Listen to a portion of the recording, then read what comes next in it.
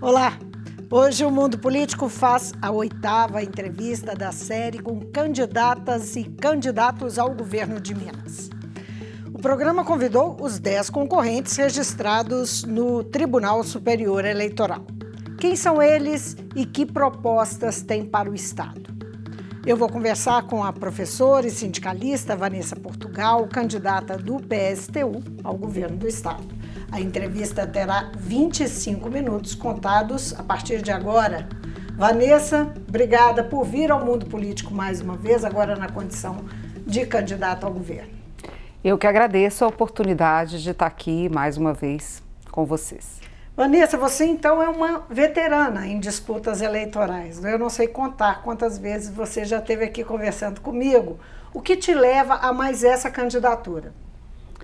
Bom, eu primeiro frisar a importância desses espaços, né? Eu gosto sempre de fazer isso, porque o processo eleitoral no Brasil é um processo absolutamente injusto e antidemocrático, né? A nossa candidatura tem muito menos espaço do que outras candidaturas. Nós, por exemplo, não aparecemos no tempo gratuito de TV, né? E isso é um prejuízo grande. Eu gosto de frisar isso no início das entrevistas, porque eu acho que esse é um dos elementos importantes da nossa discussão e um dos motivos pelos quais me leva a insistir nas candidaturas. Nós não temos uma atuação política, nós do PSTU, né? Nem eu, nem a Vera, que é a nossa candidata à presidência, ou a Dirlene, que é a nossa candidata ao Senado. Nós não temos uma atuação política restrita ao processo eleitoral. Nós temos uma atuação política constante. Então, a minha persistência não é só nas eleições. A minha persistência são nas greves, nas ocupações urbanas, nas manifestações de rua, nas manifestações diretas do conjunto da classe trabalhadora, das mulheres, acompanhando a mobilização de negros e negras, LGBTIs, que é uma luta por modificar o mundo que nós vivemos.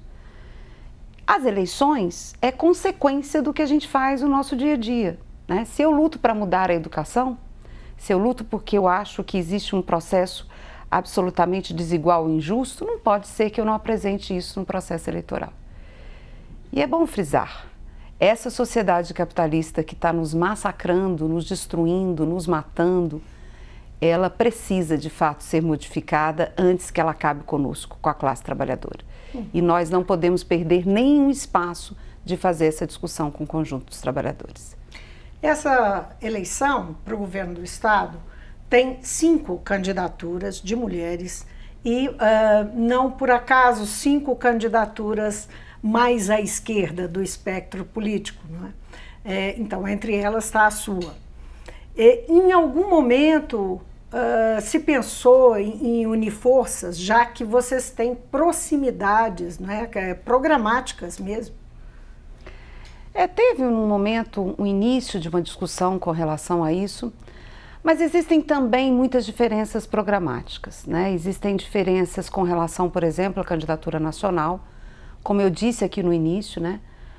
Nós do PSTU e do Polo Socialista Revolucionário, porque constituímos um campo mais amplo do que apenas o PSTU, fizemos uma opção de apresentar um programa nacional que fosse um programa de independência de classe. E achamos que a candidatura Lula-Alckmin não representou isso. Temos pleno acordo com um amplo setor da sociedade que o lixo que representa o governo do Bolsonaro precisa ser superado, precisa ser destruído.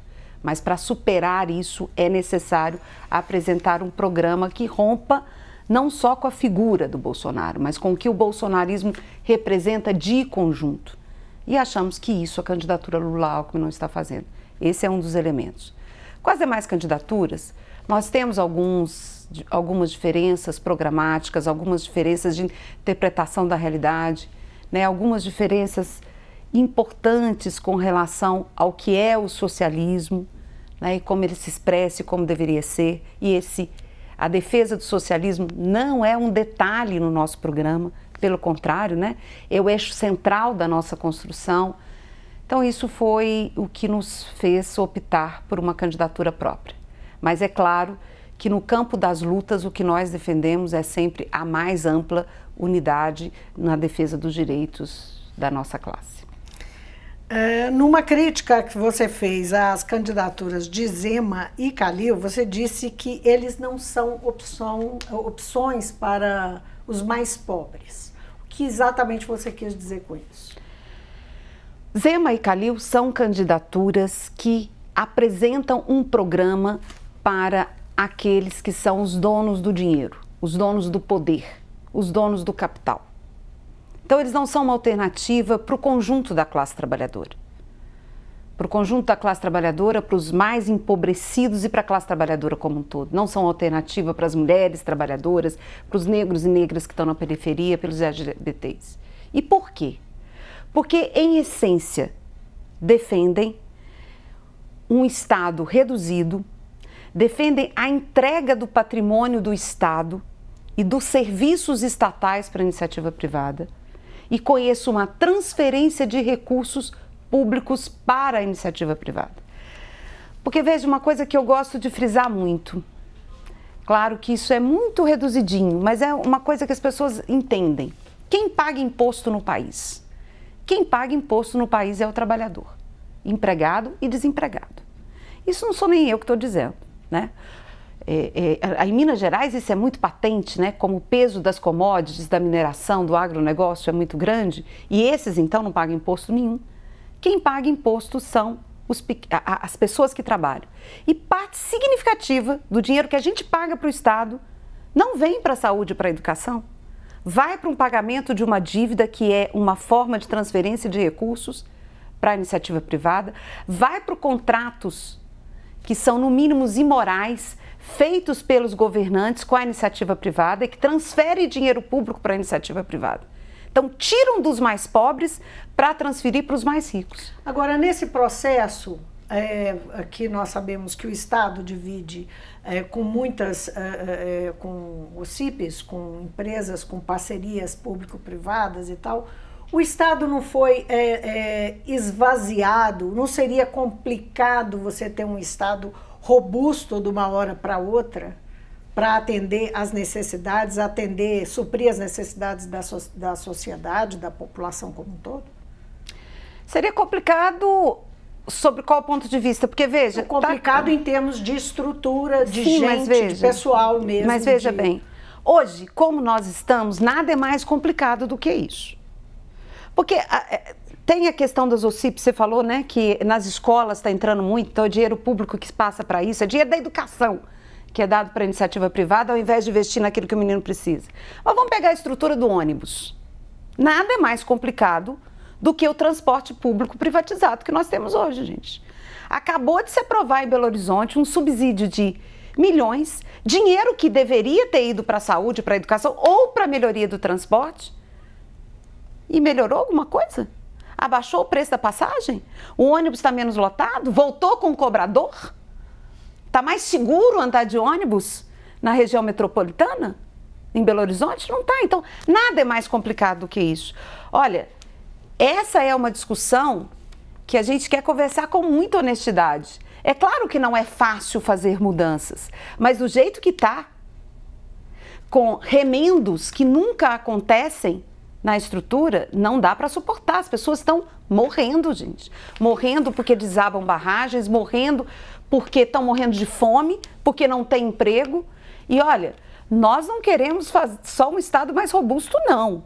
O que nós discutimos com a população trabalhadora é mais complexo do que isso. É que se organize, que lute para mudar a estrutura de sociedade.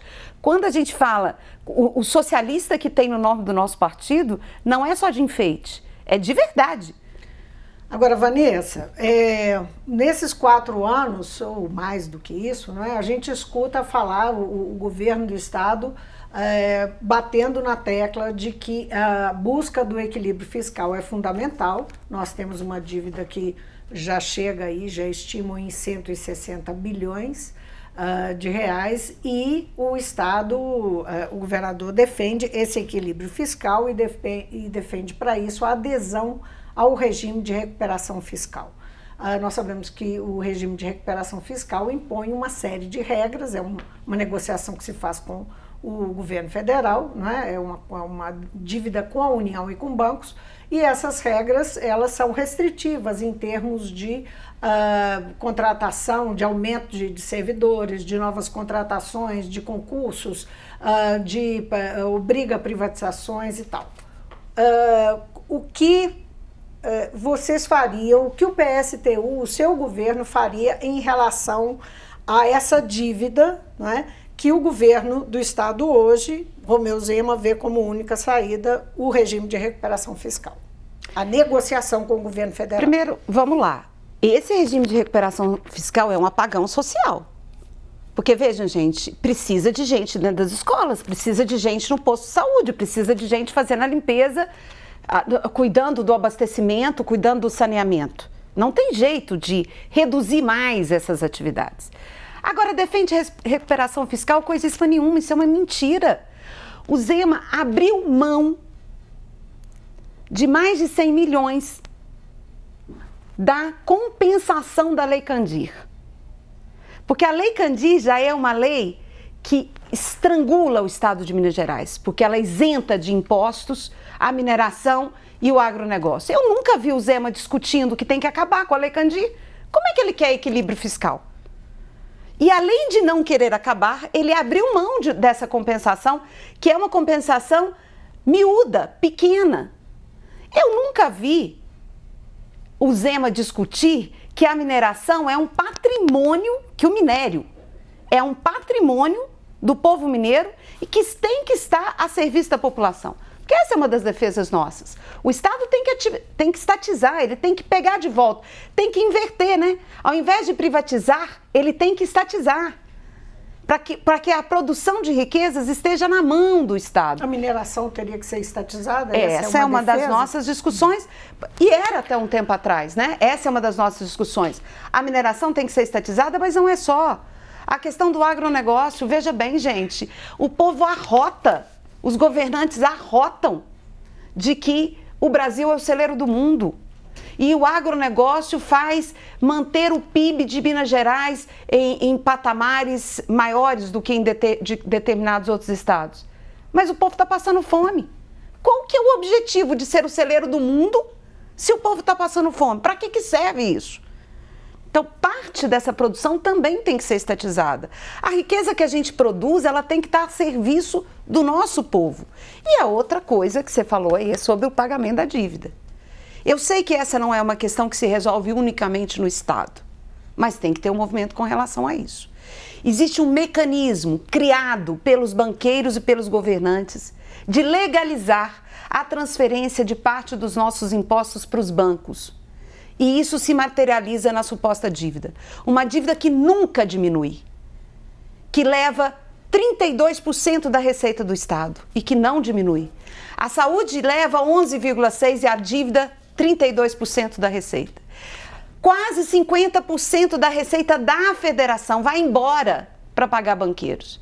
Que equilíbrio fiscal é esse, gente? Mas isso não existe, isso é uma loucura. Vanessa, em termos, assim, digamos, objetivos, em termos de medidas, tem uma série de propostas que você apresenta, a sua candidatura apresenta, na educação, na saúde, no meio ambiente, na assistência social, que passa por ter dinheiro em caixa. Isso. Não é? Se tem uma dívida desse porte e tem uma arrecadação que não dá conta de pagar essa dívida, como é que faz para aumentar a despesa, aumentar melhorar, por exemplo, você quer aplicar 30% na educação, ao invés dos 25% que são obrigatórios, e tantas vezes a gente sabe que nem isso vai, né? Que não chega a isso. Mas, enfim, 30% para educação seria maravilhoso. Mas de onde tirar o dinheiro? Para pagar os salários melhor para os professores, para criar uma estrutura melhores nas escolas, para treinar melhor os professores, como é que faz? Para treinar não, para dar espaço que os professores se formem. Enfim. Como é que faz? É por isso que todo programa nosso, ele começa com as medidas econômicas, né? Ele não começa com a lista de propostas.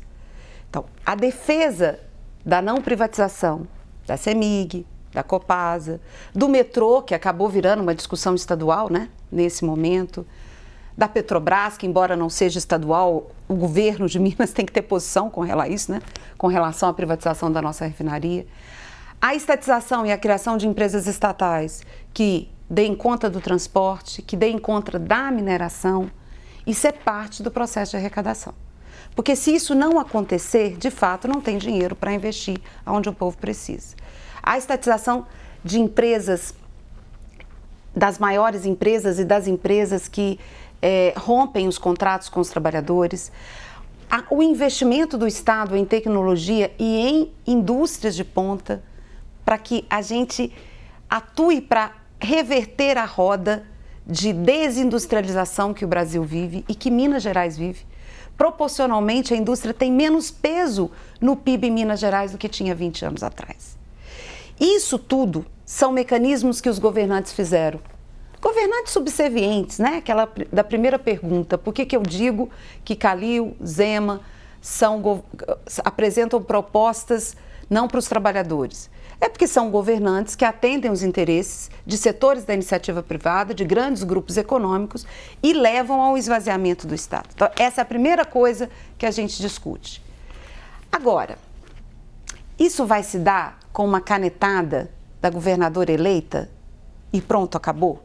É um vote em mim que eu resolvo todos os problemas? Não. E nós nunca dissemos isso. Por isso que todo o nosso programa vem com um chamado a que o conjunto dos trabalhadores fortaleçam as suas organizações, fortaleçam as suas perspectivas de luta, porque isso vai se dar com muita luta, com muita mobilização, né? Dentro das nossas propostas tem também a criação de conselhos populares, que são organismos importantes para fortalecer um processo de organização da classe trabalhadora e um processo de fortalecimento de um Estado que possa enfrentar aqueles que sugam as nossas riquezas e possam garantir que essas riquezas estejam a serviço da nossa classe. Vamos entrar numa parte que é muito importante para Minas, não é? Dada a mineração e, enfim, tantos problemas que nós temos relacionados ao meio ambiente. Vocês defendem a estatização das mineradoras, como eu fiz referência. Agora, como é que isso, do ponto de vista político, legal, prático, pode ser feito? Isso foi discutido programaticamente pelo partido? Bom, sobre um ponto de vista legal, claro que não é o Estado que faz isso. Por exemplo, a privatização da Vale poderia ter sido revista, né? Porque tem vasta documentação comprovada de que houve, no mínimo, um abuso e uma perda grande para o Estado e, portanto, para a sociedade como um todo no processo de transferência da Vale para a iniciativa privada. Tanto pelo preço, quanto pelos acordos, pelas jazidas que foram entregues e que não estavam ali contabilizadas no contrato, tudo isso. Mas, independente disso, o Estado, ele tem o controle da mineração. A mineração é uma concessão do Estado. Ninguém minera sem a liberação do Estado. Portanto, o Estado, primeiro, ele pode desapropriar, porque ele pode desapropriar por crimes cometidos. Veja bem, gente, caiu uma barragem em cima de 300 pessoas em um refeitório. A barragem da Vale, que caiu em Brumadinho e que matou aquelas pessoas e continua matando, né? Porque matou o rio, acabou sendo responsável por algumas enchentes que teve, alguns espaços de enchente que teve posterior. Como é que é isso? Como é que a empresa e a concessão de mineração continua na mão da Vale? Depois da Samarco e Mariana, depois de Brumadinho, depois de ter sido provado que boa parte das barragens, elas continuam tendo o risco de desabarem sobre as pessoas, de cometer mortes. Existem mecanismos que podem ser construídos para fazer isso, né? Porque é isso, o subsolo é, de fato, uma concessão do Estado para ser explorado. Agora, as leis podem ser mudadas, né? Porque as leis são feitas por pessoas muito falhas. As leis, em geral, são construídas para facilitar o processo de exploração da classe trabalhadora, o processo de exploração dos nossos recursos, para desregulamentar o controle do meio ambiente, elas podem ser mudadas, né? E o executivo não só tem uma questão aí de legislação a ser feita ou a ser mudada, como também cabe, por exemplo, no caso do governo do estado, assim como cabe ao Congresso em relação ao executivo federal, uma série de autorizações ou de anuências em relação a medidas que vão sendo tomadas pelo executivo. Pode ser rejeitada, alguma proposta pode ser rejeitada ou pode ser autorizada, né? Confirmada. Como é que você vê a relação, dentro dessas premissas, você falou em formação de conselhos populares, em mobilização social, que isso pressupõe, digamos, uma participação mais direta, né? Uma democracia mais direta. A representação é parte dessa democracia, né? Como é que seria a relação do PSTU com o legislativo, do governo do PSTU com o legislativo? Então, estava até antes de vir para cá, vendo a notícia de um deputado bolsonarista, Diogo, que atacou num programa a Vera, né? A jornalista Vera Magalhães, salvo me engano. E um ataque machista absurdo, né? E essa é parte do que nós temos, né, nessa suposta democracia, essa democracia burguesa, né? A turma que sai do lixo, que sai do esgoto mesmo, que se sente no direito de atacar a população, que desrespeita mulheres, negros, LGBTIs, que desrespeita os trabalhadores. Porque a simbologia disso, né, num debate de TV é uma coisa nojenta, né? É uma autorização machista para que cada um faça o que quer. E por que eu estou dando esse exemplo? Porque, olha, nós temos um sistema muito degenerado. A verdade é essa, nós temos um legislativo muito degenerado. Nós temos um judiciário muito degenerado. E um executivo mais ainda. E é impossível que a gente faça mudanças estruturais de fundo se não houver uma participação mais popular em um processo de mobilização. Não é possível isso. Com essa estrutura do jeito que ela está, as coisas não mudam, porque essa estrutura foi montada por quem está no poder. E quando eu falo de quem está no poder, não necessariamente dos governantes, mas dos grandes grupos econômicos que elegem seus governantes. Até muito pouco tempo atrás, praticamente a Assembleia Legislativa inteira eleita tinha recebido de doação de recursos para a campanha da mineração. Inteira, todos os deputados. Então, quem controla esse parlamento? Não tem jeito de mudar se não houver um enfrentamento com isso. E aí, não tem outro jeito de fazer um enfrentamento que não é a população mobilizada em luta. Sabe, seria mais fácil a gente apresentar para as pessoas o que a maioria faz, né? As eleições vão resolver o nosso problema. Então, bastam as pessoas saberem escolher os seus candidatos que seus problemas vão estar resolvidos. Isso é uma mentira, porque os problemas não vão estar resolvidos escolhendo bem os seus candidatos. É mais difícil do que isso. Se o povo não se organizar, não lutar, se não tiver uma pressão direta, os seus candidatos escolhidos vão atender os interesses de quem quer tirar de nós para aumentar seu lucro. A verdade é essa. Dentro do que você está dizendo, qual que é o nível de desafio, né? Você está dizendo que dedicou, né? E de fato, né, nós somos testemunhas de que você tem dedicado uma vida por uma luta. A luta que inclui mobilizar as pessoas em torno de ideias, em torno de uma luta do trabalhador. O que mudou nesse tempo? Que tipo de... como é que você enxerga a realidade e o tamanho do desafio para a mobilização das pessoas, para que elas se tornem autoras das suas demandas, das suas reais necessidades, né? Então, primeiro, eu acredito bastante na classe trabalhadora e eu acho que ela luta. Ela luta pelas suas necessidades imediatas. Então, as pessoas lutam por moradia. Eu já vi resistências e mobilizações... Só um instantinho, só para dizer que nós temos só mais um minuto. Tá? Então, a classe trabalhadora luta pelas suas necessidades, lutam por moradia, lutam por salário, lutam para garantir direitos que perderam. Claro que existe um desafio grande, até porque houve grandes traições na história, né?